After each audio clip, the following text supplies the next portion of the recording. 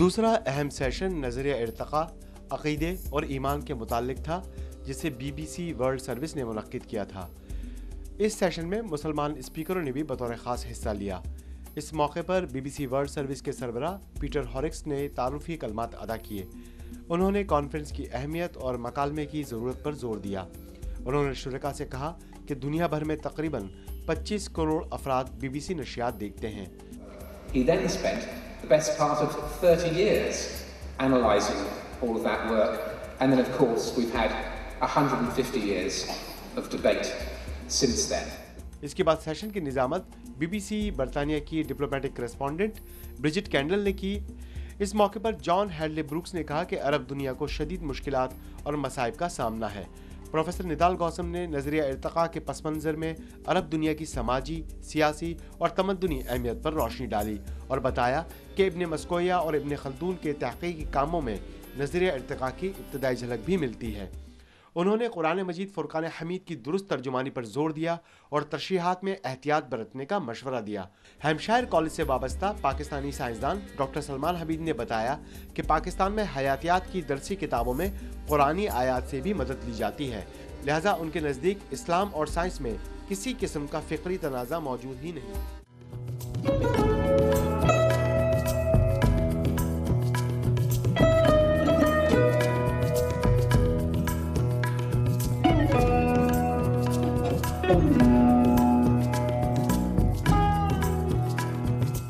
میرا نام سلمان حمید ہے اور میری پی ایچ ڈی اسٹرانومی میں ہے۔ میں پلا بڑا کراچی میں، بلکہ میرا جو اسٹرانومی کا شوق تھا وہ کراچی میں ڈیولپ ہوا، اور اس کے بعد میں امریکہ میں نے فزکس اور اسٹرانومی میں نے بیچلرز کیا، اور اس کے بعد پی ایچ ڈی بھی اسٹرانومی میں کی، اور پچھلے تقریباً 4 یا 5 سال سے میں کام کر رہا ہوں جو ایشوز ہیں سائنس اور ریلیجن کے، اس کے اوپر، اور اس میں زیادہ ریلیشن جو ہے وہ یہ ہے کہ مسلمان کنٹریز میں لوگ ایوولوشن کے بارے میں کس طرح سے سوچتے ہیں، اور اسلام اور سائنس کے ریلیشنز کے بارے میں وہ کس طرح سے سوچتے ہیں۔ یہ کانفرنس جو کہلاتی ہے ڈارونز لیونگ لیگیسی، جو ڈارون کے بارے میں ہے، اس کے کام کے بارے میں کہ ہمیں بایولوجیکل ایوولوشن کے بارے میں کیا پتہ چلا ہے، آج کل کی کیا ڈسکوریز ہیں۔ اس کے علاوہ اس میں یہ بھی تھا کہ کلچرل اور سوشل امپیکٹ ڈارون کا یا ایوولوشن کا کس طرح سے ہے۔ تو میری جو ٹاک تھی وہ اس کے اوپر تھی کہ مسلم کنٹریز جو ہیں وہ کس طرح سے ایوولوشن کو دیکھ رہی ہیں، اور بلکہ خاص طور سے اس کے اوپر کہ آئندہ کچھ سالوں میں مسلمان کیا ایوولوشن کو ایکسیپٹ کریں گے یا نہیں، اور اس کا تعلق جو ہے وہ اس چیز سے ہے کہ جو ایوولوشن یا ارتقاء اردو میں، وہ بایولوجی کا ایک سب سے امپورٹنٹ ایک سبجیکٹ میٹر ہے۔ اس کے بغیر بایولوجی کو سمجھنا بہت مشکل ہے، اور اگر آئندہ ہمیں خود ریسرچ کرنی ہے، اگر ہمیں مسلمان ممالک کو پاکستان سمیت اگر ہمیں بیسک ریسرچ کی طرف جانا ہے تو ہمیں ایوولوشن کو سمجھنا ضروری ہوگا۔ تو میرا لیکچر تھا وہ اسی کے اوپر تھا کہ اس میں کیا مشکلات کا سامنا ہے اور کیا آسانیاں ہیں اس چیز کو سمجھنے میں، کیا کوئی واقعی کوئی پریشانی ہے جس میں ایوولوشن کا کوئی جو کہ مسلمانوں کو نہیں سمجھنا چاہیے یا نہیں۔ تو میرا جہاں تک اپنا خیال ہے اس میں یہ ہے کہ ارتقاء کا کوئی مسئلہ اسلام کے ساتھ نہیں ہے۔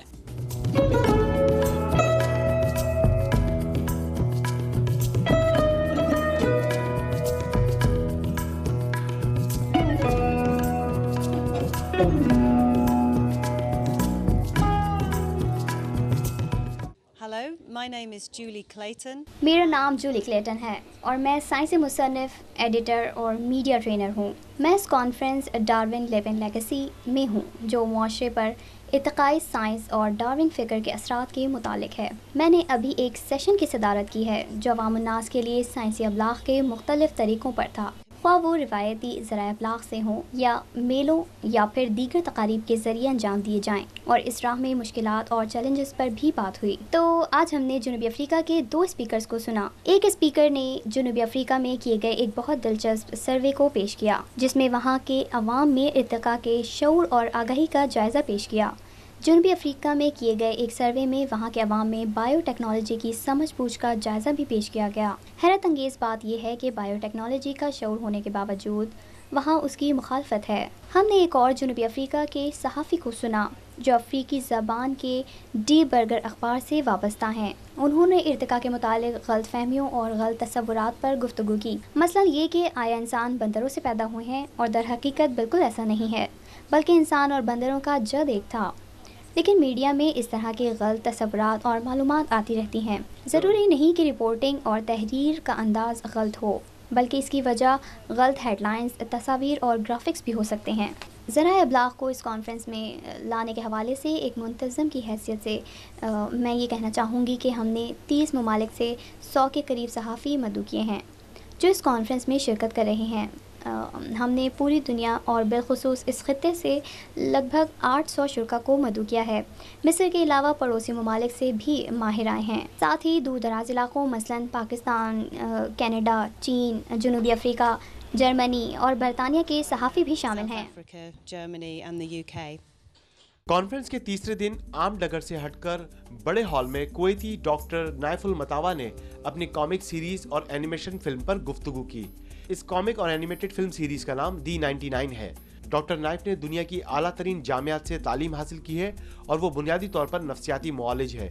وہ کالم لکھتے ہیں اور کتابوں کے مصنف بھی ہیں۔ ڈاکٹر نائف نے اقوام متحدہ کی جنرل اسمبلی میں پاکستانی گلوکار سلمان احمد کے ساتھ پاکستانی کانسرٹ بھی کیا ہے۔ 9/11 کے بعد ان کے ذہن میں ایسے سپر ہیروز کی تخلیق کا خیال آیا جنہیں مسلمان ممالک کے بچے اپنے قریب محسوس کر سکیں اور ساتھ ہی دنیا بھر کے بچے انہیں اپنا بھی سکیں۔ اسی لیے انہوں نے 99 ہیروز پر مشتمل دی 99 کامک کا آغاز کیا۔ اس کامک سیریز میں دنیا کے 99 ممالک کے کردار شامل ہیں اور اب یہ کامک دنیا کی 8 مختلف زبانوں میں شائع ہو رہا ہے۔ ان ہیروز میں ایک سپر ہیرو پاکستانی بھی ہے۔ 2003 میں یہ منصوبہ شروع ہوا اور اب دی 99 اینیمیٹڈ سیریز کی 26 اقساط تیار ہو چکی ہیں۔